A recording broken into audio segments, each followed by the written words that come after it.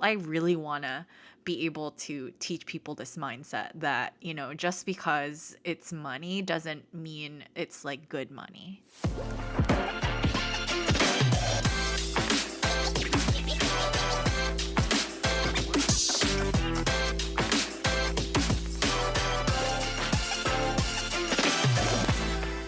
Hello, and welcome back to another episode of the First Hustle Then Brunch podcast.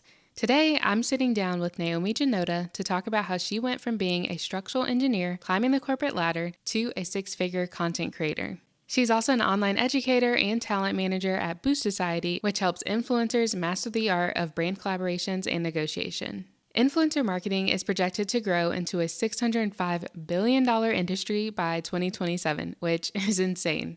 That's because brands know that influencers are the best way to connect with their ideal customers, and they're willing to invest in their content.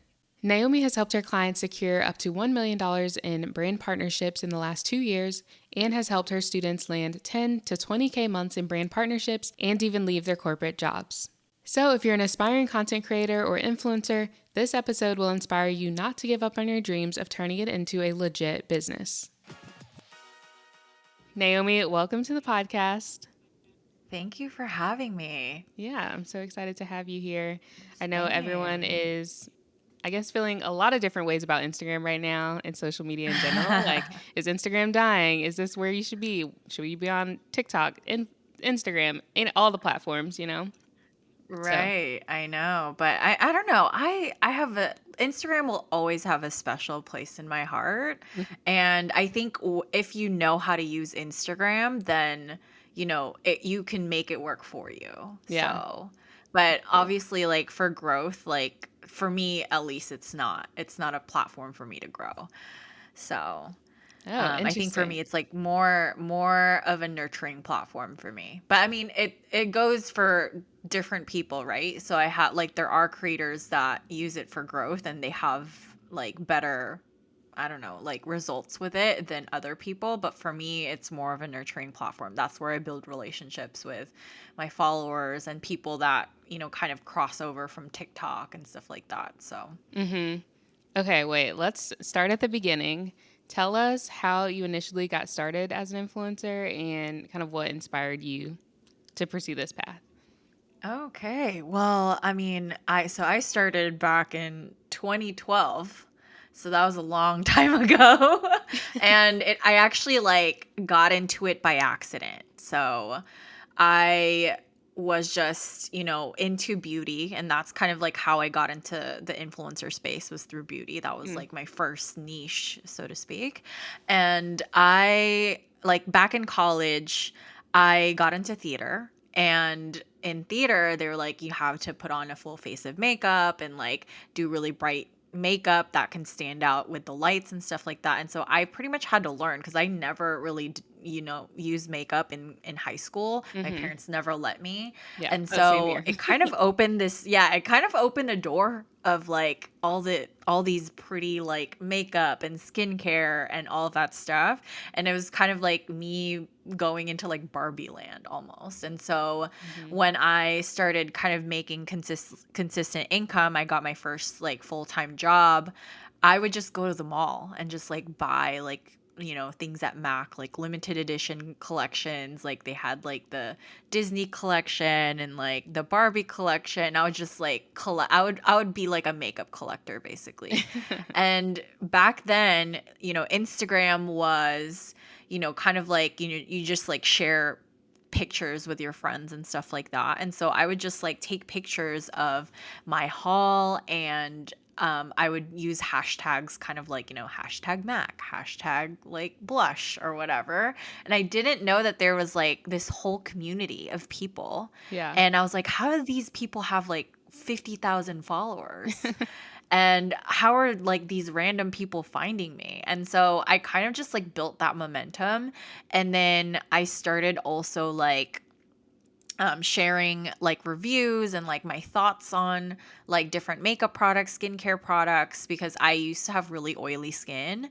And that kind of built that momentum to be like, okay, we want you to have a YouTube because we love the content that you're putting out.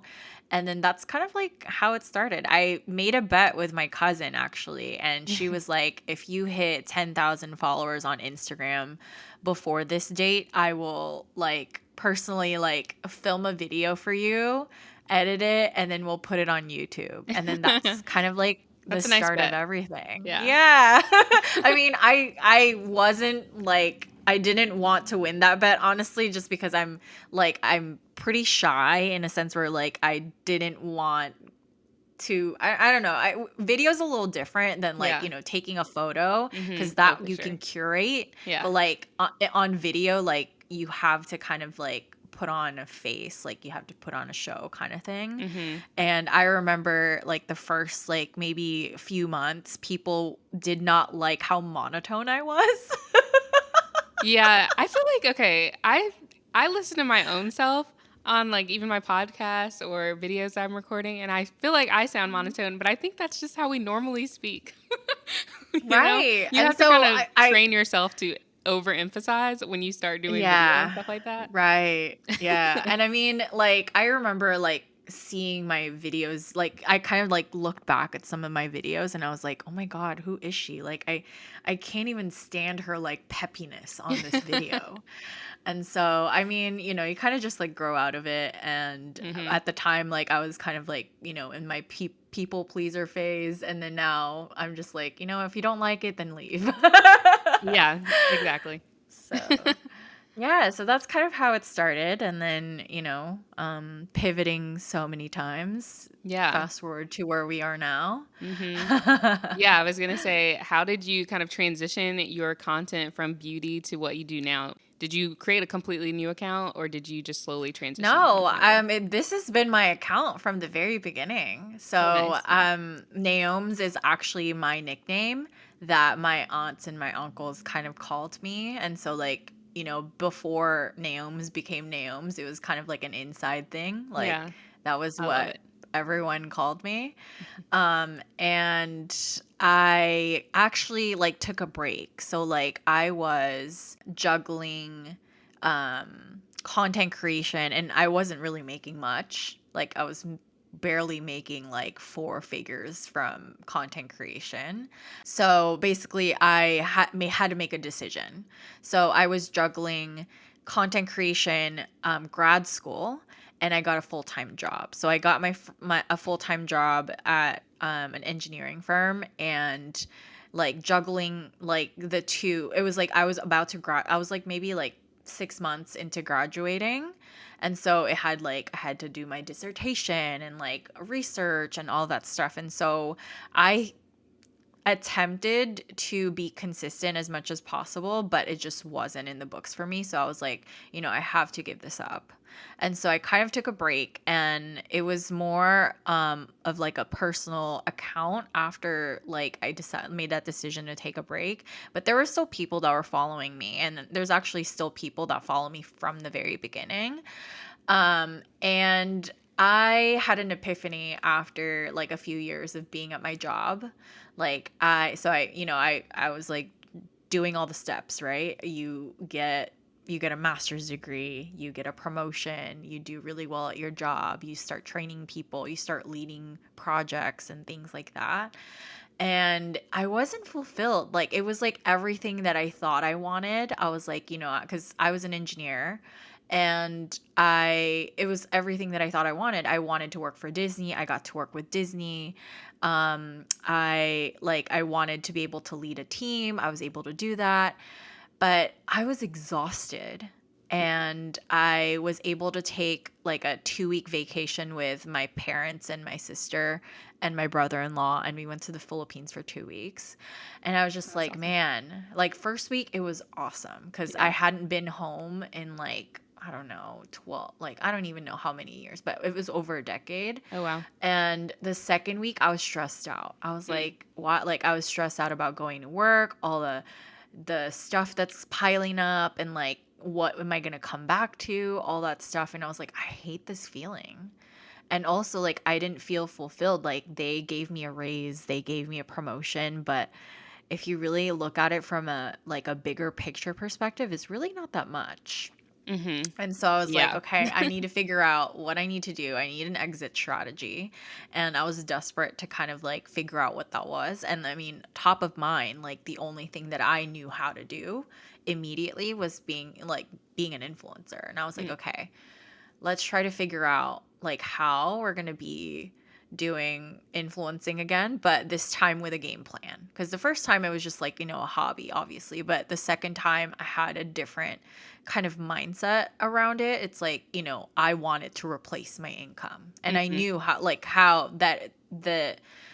how much it was because I was making six figures. And Right. so I was like, it's going to require a different um me Yeah. that needs to Completely show different up. And mindset. I think Yep. that yeah, and I think that's where a lot of people like don't understand like the kind of urgency that I had. And Mm. some people kind of just like lollygag and just like, "Oh yeah, it's a hobby, so it's, I'll get there when I get there." For me, I was like, "No, like it's either Yeah. do it or bust." Like, Mm-hmm. so and then also like with beauty, like I kind of outgrew it a little bit in a sense where I wanted to share a little bit more about myself, Mm. like all the things that I really loved and like all the things that I've learned over the years. Like I got out of like a really toxic long relationship, and so with that there was a lot of like Yeah. transformational things that were happening in my life. And so I wanted to be able to share that. And I was like, and my goal was always to like create impact on another person's life. Didn't really know what that meant, and to me it didn't really matter what it was as long as that purpose was met. And so for me it was just like a lot of like lifestyle and like teaching people how like I juggle both content creation and also my full-time job, and like Mm-hmm. having this really like big leadership role at work, and like still having like being able to it was like basically like how I balance my life Yeah. and still have fun, like still be able to work out, still eat Mm-hmm. properly, like Which is still super have fun with my relatable. friends. Yeah. Right. And so that's kind of how I came back into the space. And that was what I was teaching. And then I think it was like right before the pandemic hit. I was really frustrated with this one creator for being a sellout. And it Uh-oh. was just like, and I mean, like, I wasn't like, obviously, like, she only knows what she knows, but like, at the same token, like, I had been in the space for so long, and like, Mm-hmm. it was just kind of disappointing to see that, Yeah, wait, can you explain the someone like, scenario? oh, so basically, I was already hitting consistent income and brand deals, right? And I'm always collaborative. I love helping my friends, Mm-hmm. and I love like showing them, oh, this is what's worked for me. And just because I was like, it's a win-win, like we get to celebrate together, like you get a brand deal, I get a brand deal, awesome. Like, Yeah. and so I would just like show people like what was working for me. And um I was just really disappointed to see um create like it this one particular creator like promoting one product and then their direct competitor the next. Oh And yeah. so for me, it was, I mean, it like, it makes sense if you're, for example, if it's like you're like a beauty blogger and you have to review like a A lot lot of of different different types of similar. like Yeah. like if it's like a lipstick, like yeah, it makes sense for you to promote Right. one lipstick and then the next lipstick Yeah. is from a different brand. Mm-hmm. But it was just like it was too similar to me. And so that got me kind of fired up in a sense where I really want to be able to teach people this mindset that, just because it's money doesn't mean it's like good money. Mm-hmm. And so and there's a principle there because like, if I were the follower and I was looking at this person, they're like, "Oh, they're endorsing this product," and then the next day you're endorsing their direct competitor, like Yeah. how is that credible? Like how Yeah, I would can I never trust that trust your person. word? Mhm. Yeah, how can I trust your word? And this is why a lot of, people really kind of um like have a negative connotation around influencers, and that's just because they value the money or Mhm. whatever, yeah, the dollar amount more Yeah. than their credibility. And so Mhm. I made this post. It was just kind of like a rant.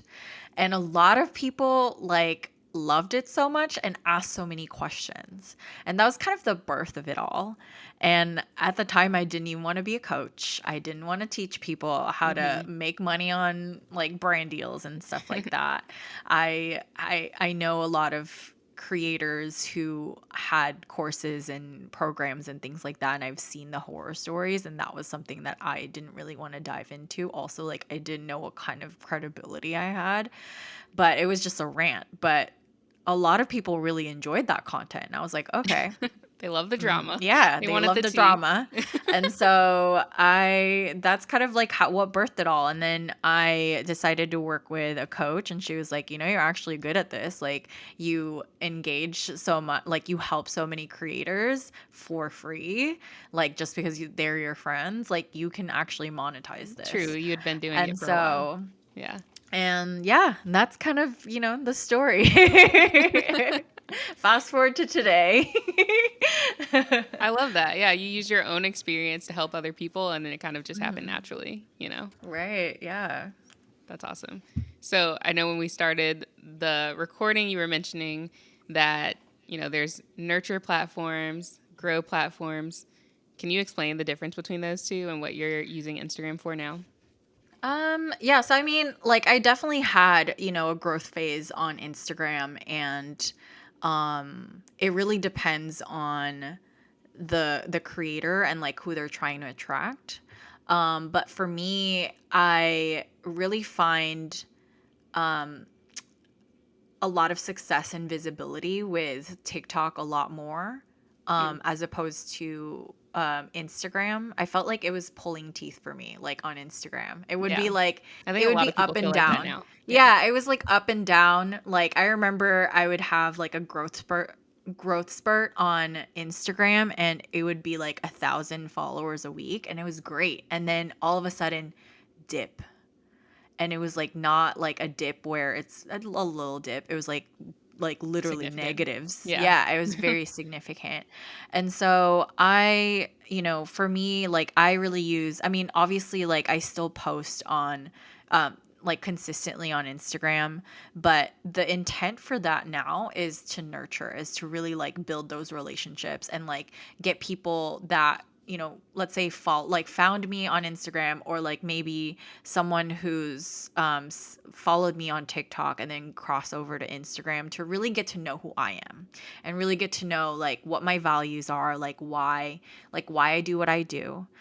Because on TikTok, it's like they see a video, but they don't really see the big picture. Like very rarely you see people kind of binge content and get to know who you are, Hmm. as opposed Yeah. to like Instagram, to where they see kind of like a back, like the curtains kind of pulled out, like on stories. Like they get to see what I do outside of, like being a coach or like being a Right. manager and all of that stuff. Like they get to see like, who's in my circle. Like, they see my dog, or like they see my routine of like, going on walks to the dog park, or like sometimes like, they get to also, I also have this like close friends stories Oh, yeah. with, Hmm. with some of my followers, and they ask to get, like they ask for access to that. Hmm. And so, occasionally I'll ask my followers if they want it, and they get to see kind of like, what else is there underneath. And so like I Yeah. would talk about like things like dating, or like, just, and it's kind of like an inside thing, and they love it because Hmm. it's kind of like, oh, now like I don't just see you as someone that I trust and someone that I look up to, but as a friend. And so like, and it kind of deepens that relationship, and it increases the way that I communicate that with brands, or I communicate that with my team, to kind of, so they know like what that relationship looks like. And it's they have this invitation, like invitation and permission to reach out to me whenever. And Yeah. that is the relationship that I love about like my Instagram, like the people that follow me on Instagram is like Mm-hmm. they know like, my teaching style, they're not thrown off by it. Like let's say if I'm being blunt on TikTok, that can Right. come off as rude or that can come off as like offensive or triggering. But Mm-hmm. like on Instagram, everyone understands why I'm that way. They understand the reason behind it.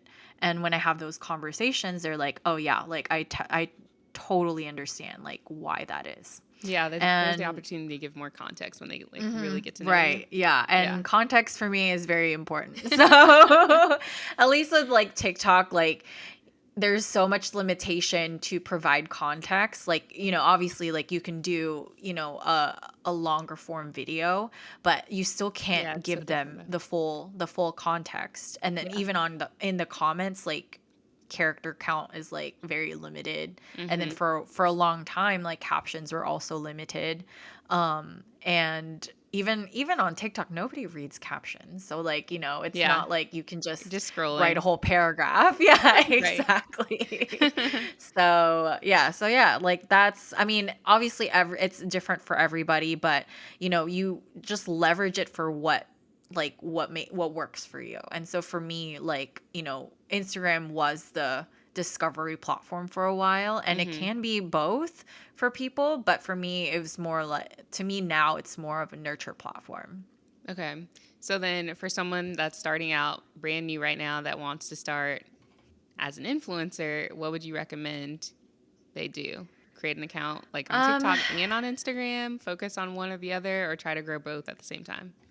I definitely see the value in being on every platform. And I mean, like, and I don't say that in a sense where like I want you to like, post consistently on all platforms, but like, I know brands especially like love seeing, you being versatile and or like have a presence on or a social footprint on like Yeah. all this like the biggest platforms that they hire for. And so I think that's important. But like, I think if you were starting today, I would pick one platform first, but also have an account. Like, for example, like just like secure the account Oh yeah. for your Get the username handle. for all the Hmm. platforms Right. and get consistent with one. And then once you get really good at it to where it's kind of like brushing your teeth or like, you can record a video while you have your eyes closed, like then you can add on another platform. And then also like it's not really like a bad idea to repurpose as well. Oh and yeah. and that and I think like if you're in the beginning stages, you get to really have fun and like experiment on what works and what doesn't, as Hmm. opposed to like, if you were, let's say you grew a following, you have 10,000 followers on Instagram, and then you decide to like incorporate TikTok, and then it's a completely different platform and you're getting used to it. Right. I think it's like a good way for you to experiment. So, Okay. Yeah, that's really good advice. So, in your experience, what are some of the key elements that make an influencer stand out and attract a loyal audience? um, I feel like for me, being yourself is really key. Like, I think a lot of creators, when they jump into this space, they want to like emulate everybody. And like, I mean, yes, you're trying to kind of figure out what your flavor is, and you're trying to figure out um, what attracts an audience and things like that, and you test things and do trial and error and all that stuff. But I think like what is like something that's really vital that can carry you from the very beginning to like having a long-term career is like you actually being authentic and you being yourself. And I think that like, because for example, if you like did the exact same content as, let's say, like Alex Earl or something like that, um and then all of a sudden, like, and that's not really you, and then all of a sudden you start to kind of like drift away from like whatever Alex Earl's doing and doing yourself, like people are going to be Right. confused. Oh And yeah. so another thing too, and I know this is kind of like a huge debate on social media, is like um figuring out how to talk to one person as opposed to talking to everyone. And this is the quote unquote niching down. Yeah. Okay. How do you feel about niching down? So I mean, like, I know it's kind of a, obviously it's a controversial Yeah, I feel topic, like people have and gone back and forth about this over the years. It was like, yeah. okay, yeah, we're definitely niching down, and then now it's like, well, you may not have to, and people are getting on board with that. I mean, So, yes, like, I definitely believe there needs to be a balance between both. But if you're starting out, like, you need to get good at one thing. And it doesn't mean that you're going to get boxed in for that, because people mhm, are eventually going to evolve. Like, your job after that is to evolve that relationship to where now they're like, "Oh, but I want to know more about you." Like, right. outside of, you know, like the main content, cuz that, like, when you get good at one topic, or like talking to one person, then it opens doors for for them to have like more curiosity to what does your life look like. Yeah. And Mhm. now they don't just follow you for what you know, but they follow you for you. And I think there's like real power to like um talking to one person as opposed to everyone, is because who you want to attract. Because like for like because a lot of people kind of like create content to like go viral, but Mhm. that virality can be good, and it can also be bad. Yeah. Cuz like, you can go viral, but like what did you go viral for? Like, for example, you went viral and you grew like 100,000 followers.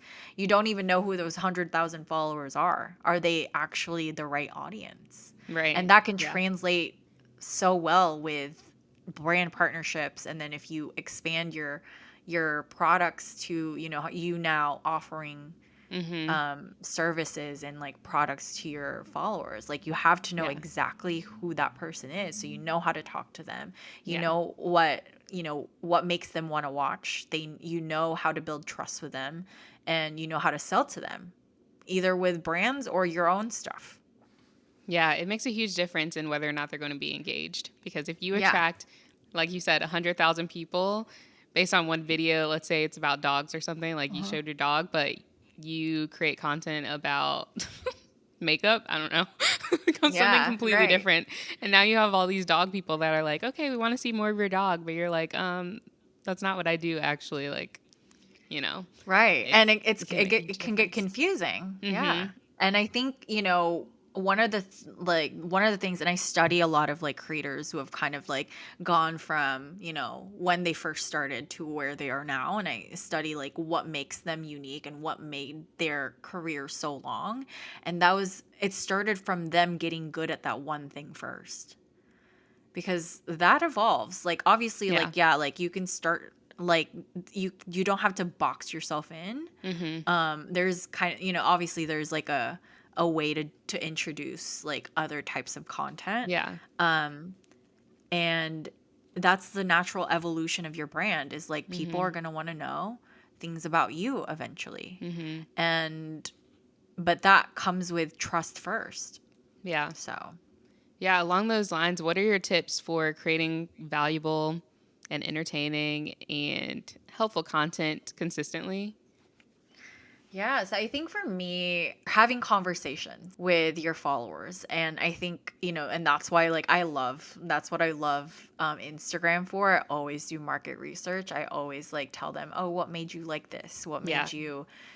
What made you follow me? Like, what was the Hmm. thing that, made you hit that follow button? Like, what is it that you like have questions about? And so I think like that really helps to build momentum, because now it's like, what people are asking, and like where their thought process is. And so I think market research is really important.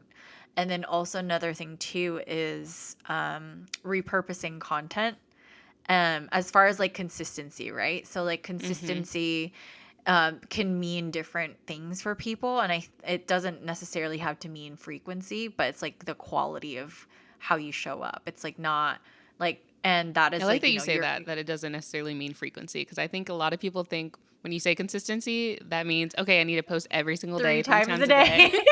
Yep.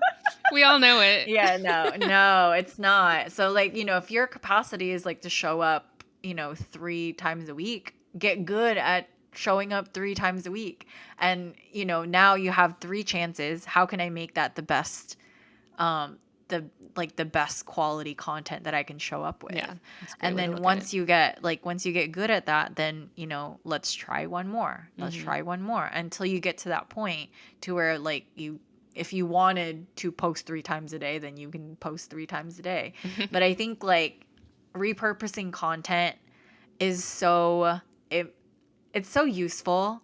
For me, it's so funny. Like, I would tell the same story over and over, and I would have people it would hit them after 4 times that I've posted literally the same content, and I'm just like, where were you? But Yeah, also paying attention to the fact that you're the person that's consuming your content 100% of the time, and so true. people that are Yeah. consuming probably watch hundreds of videos a day. Mm-hmm. And so sometimes it doesn't really the message doesn't come across, and so you have to try different ways to get the message across, and so sometimes you have Yeah. to repeat yourself a little bit. And I Mm-hmm. think that helps with the consistency too, because now it's oh, now I'm working smart because I'm literally saying the same thing over and over, just different ways. Yeah.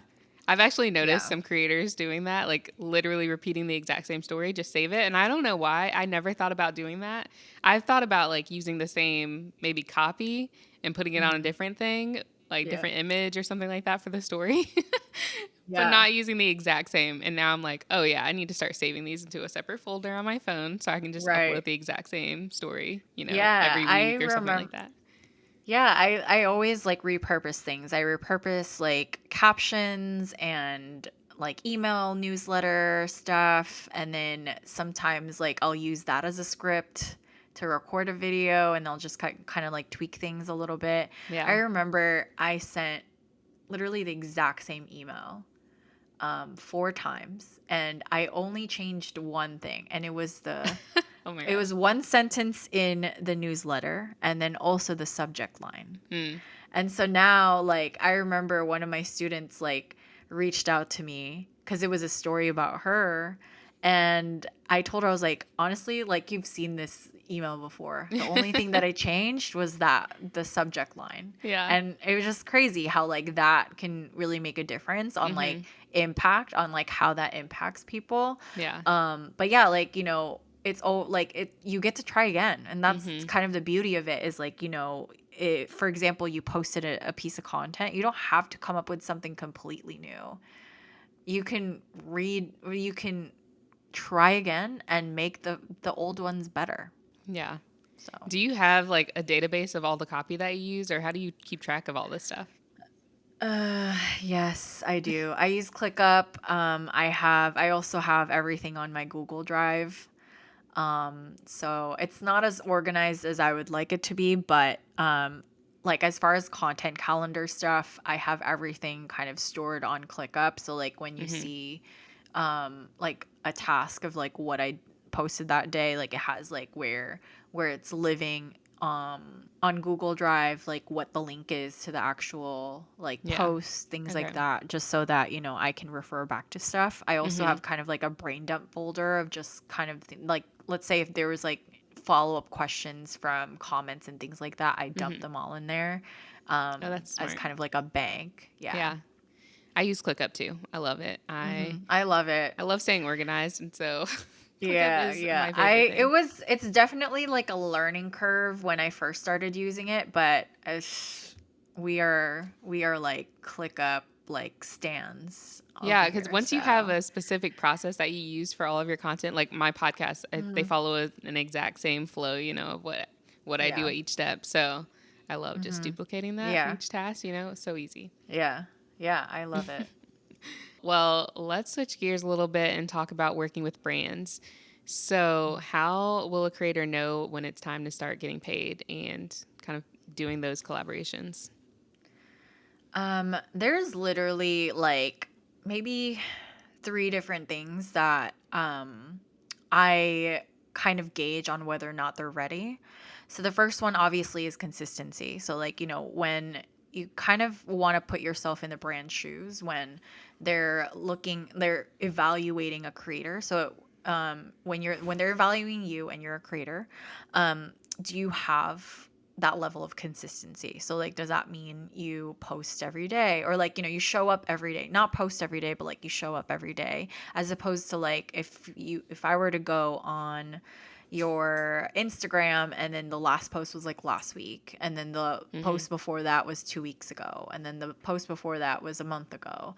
Like there needs to be consistency, because they Yeah. want to know that you're active. They want to know that you are showing up for your audience. And another thing too that I think is really important is community.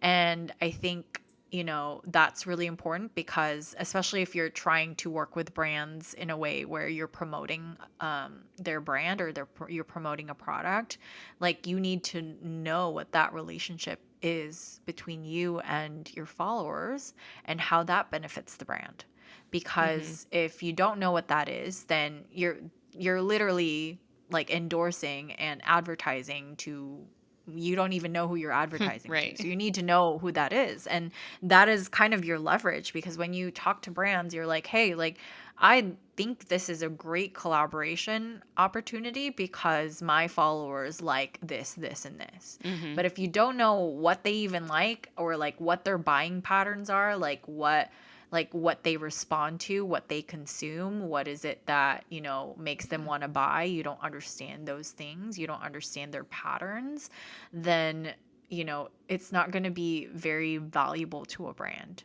Mm-hmm.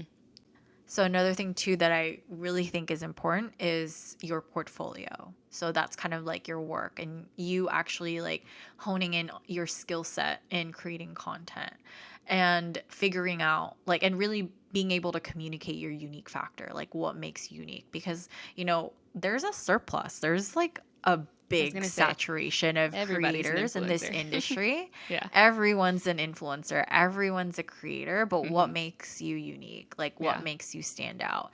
And that is like something that only you can answer, like only the creator can answer. Mm-hmm. Because like, for example, if I hire someone to do a get ready with me video, I can literally, hire 10 creators that will do the exact same thing.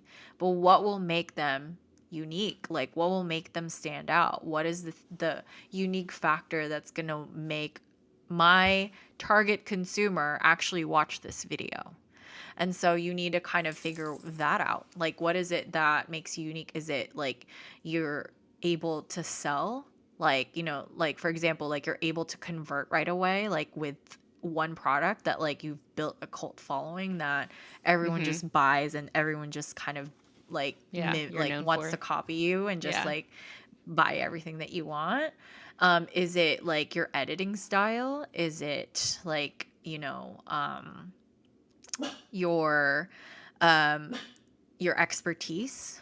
Like, is it like your credibility? Like, for example, if you were going to talk about a skincare product, like your credibility could be like you're a dermatologist, or you've actually worked in the, with a chemist or something like that, to where like you Mm-hmm. you can actually speak like from value, Right. and from like an expert's opinion. And so like Mm-hmm. those are things that you have to kind of figure out for yourself.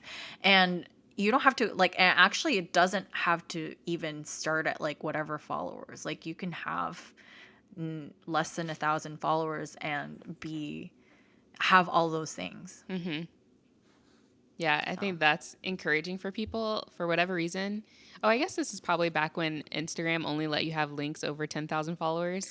oh I feel like god. people thought I have to reach like a certain follower count before I can Yeah. start making money, which, yeah, we know Right. is not true. No, it's just so false. Yeah. Mm-hmm. So, Yeah, so where should they find these first, collaborations? Do you recommend platforms? Do you recommend like reaching out to brands directly? What would you say? yeah.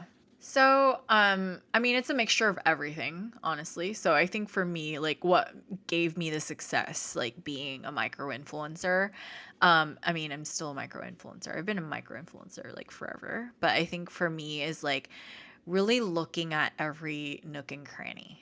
of opportunity. And I think a lot of people kind of like want to wait. Like they're like, oh, like I am just going to wait until opportunities fall on my lap. But it's just like, but how desperate are you to get those brand deals? And so it's kind of like, what is that urgency? And so I think for me, like I looked at everything. And so I introduced, like I networked in person. I would go to events. I would network in person. I would look up every person that's going to, like all the brands that are going to Oh, be wow. there, like Yeah. all the people that, you know, are going to be the players. Like if there's going to be PR agencies, I looked up the person that was going to show up and I made sure that I connected with those people. Mm-hmm. I also, introduce myself to brands, and so that comes with pitching. And I think a lot of people like don't like kind of look at pitching differently, to where like, oh, I'm going to pitch them to land a collaboration. Like I actually pitch, and I teach my students this. I teach them to pitch to build the relationship. And that's like, you know, Yeah. it's kind of like, you know, market research for you to be like, I want to know like how they work with creators, or like what are the things that, what are the specific things that they look for like creators that they pay, and like what is their like their business model look like? Is it like um they do campaigns, they do press trips, like what is that, like what does their model look like when they're working with influencers and creators? And those are Mm-hmm. like really valuable things, because now you get to incorporate that into your strategy.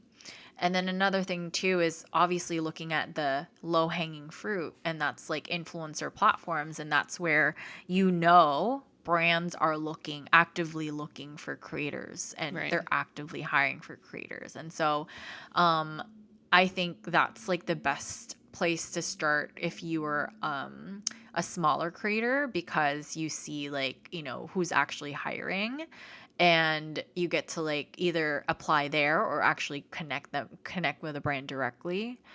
And then the last thing too is building relationships with brands like on social media, like following them, interacting with them, being friends with them in Mm-hmm. the DMs. Like those are things that, you know, you might think are like just small things, but they make a huge impact. And Yeah. yeah. I love that brands are becoming more active on social media these days. It's Hmm. like they really Yeah. are developing a personality within the brand Yeah, on social yeah. media. I know. I love that too. Like Yeah. Duolingo is just I was about like to say, killing it. yeah, yeah, yeah. So funny. Also like the Twitter responses. Remember, I don't know if you were like in the whole Love is Blind thing. Yeah. Oh yeah, So when it was like live. yeah, so like remember like the Yeah. live Mm-hmm. they They lagged, I just don't know, mess was it it all like up. 2 Yeah. hours? Mm-hmm. And like everyone was on Twitter. I think Blockbuster like got on Twitter and made a really snarky comment. It was just like really funny. Yeah. I think I Um saw that. It was like, yeah, mhm. they Yeah, that wouldn't was be really having funny. this issue probably if it was them. Something along Yeah, those yeah, lines. yeah. So Yeah. funny. So, where can people learn how to price themselves and, figure out how much they should be getting paid for different collaborations and paid campaigns?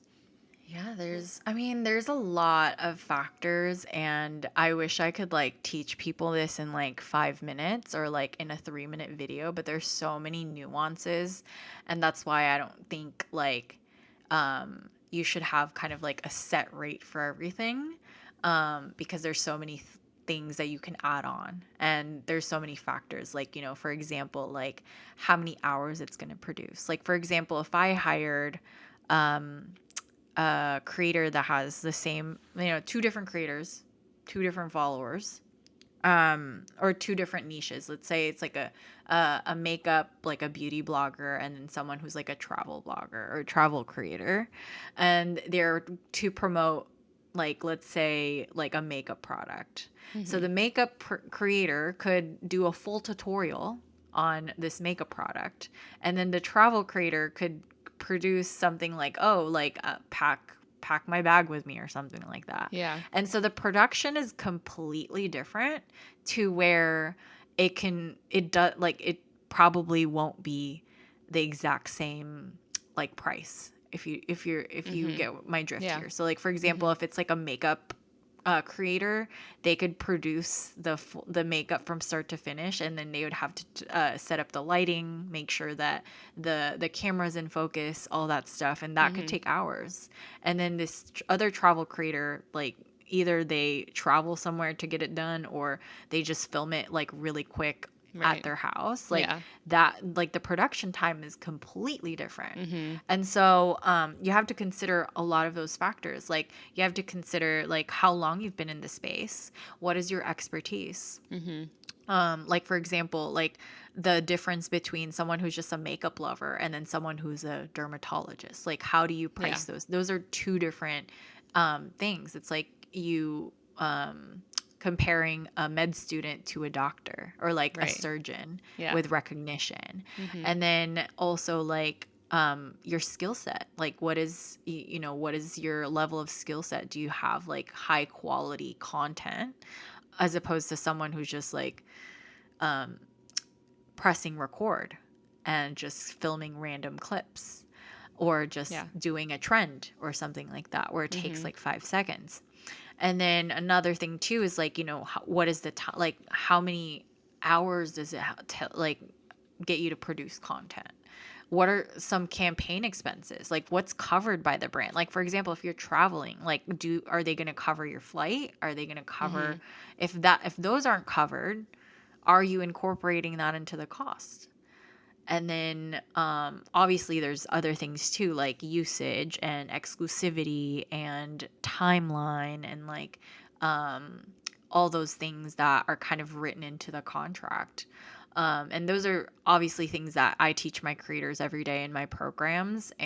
And that was one of the reasons why I actually created it in the first place, is because I knew there was a lack of education on the business side of being an influencer. Like I've invested in so many courses, and Yeah. they Same. all of them like talk about growth and content, and like creating content, like growing your followers, engaging with your community, all that stuff, and it's great.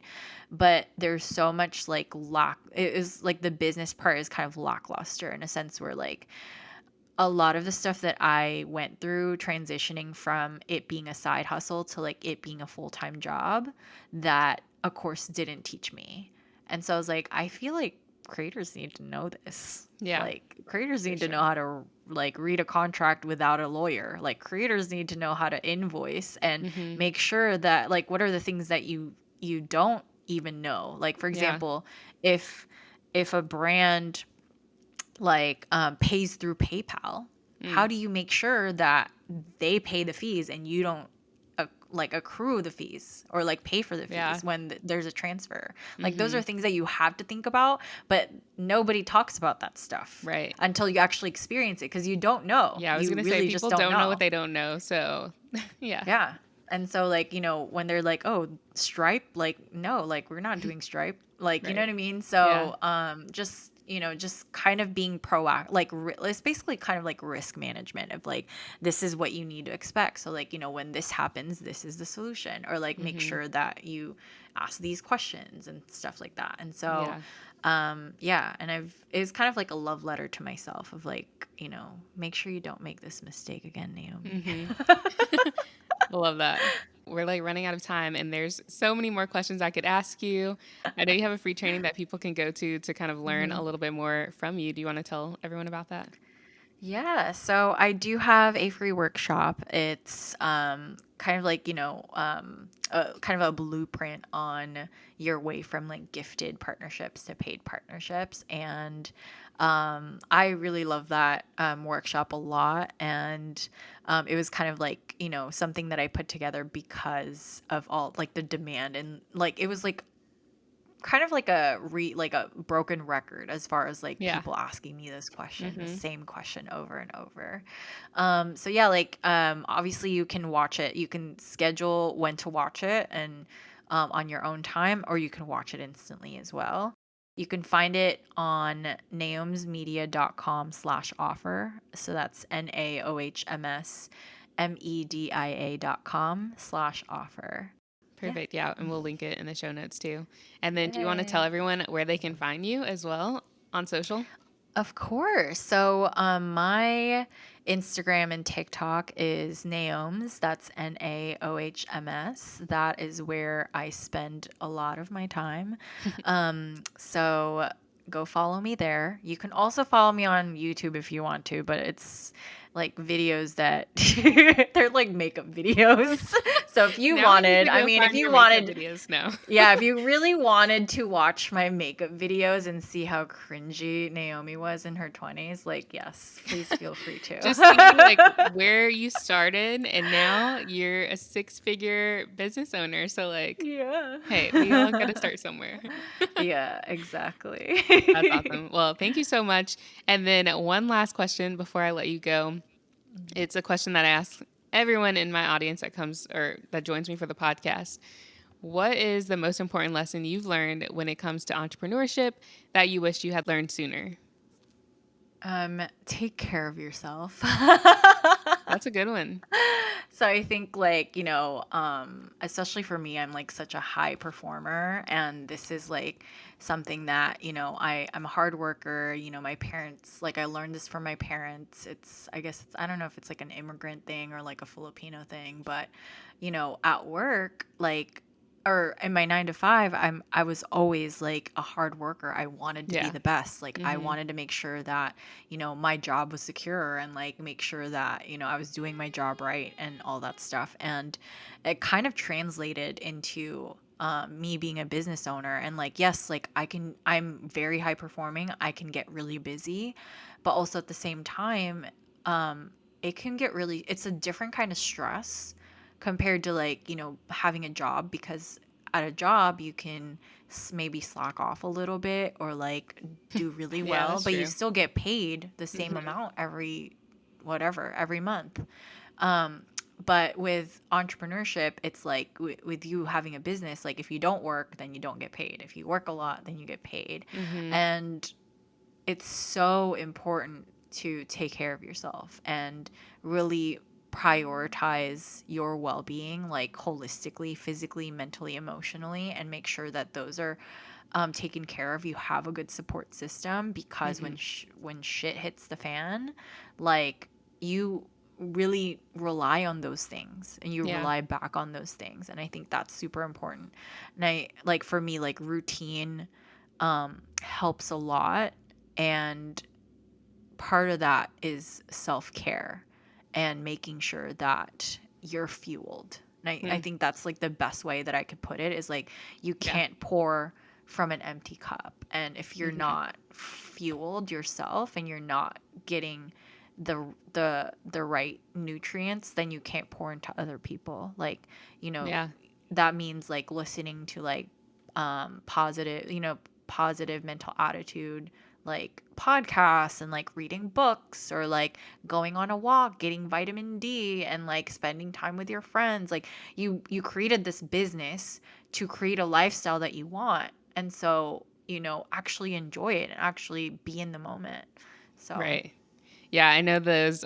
You've probably heard that quote where they say, you worked 9 to 5, whatever, 40 hours a week in your yeah. full time job, and then you become an influencer or a business owner, and you're working Hmm. like 10,000 24/7. hours. Yeah. Yeah. I So know taking there's care of always yourself is this so important. there's always this like notion that, oh, now like when I get out of my 9 to 5, I have all this time in the world to actually do more, like Yeah. create more content and all that stuff. When honestly, that's really false. Yeah. So, So if much anything, busy. like you have to figure out how to work smart. Hmm. So, And that's why you have to actually love what you do and be passionate about it, because mhm. if you weren't, you would not want to stick with this stuff. Yeah, it's gonna feel just like another job, Hmm. essentially. Yeah, Yeah. for sure. Awesome. Well, thank you so much. Of course. Thanks for tuning in to the First Hustle Then Brunch podcast. If you enjoyed this episode or learned something new, I'd love if you subscribed and left us a review. Another way to support the podcast is to take a screenshot of this episode and share it on your Instagram story. Tag me at First Hustle Then Brunch so I can repost it. Thank you so much for supporting the show, and I'll see you in the next episode.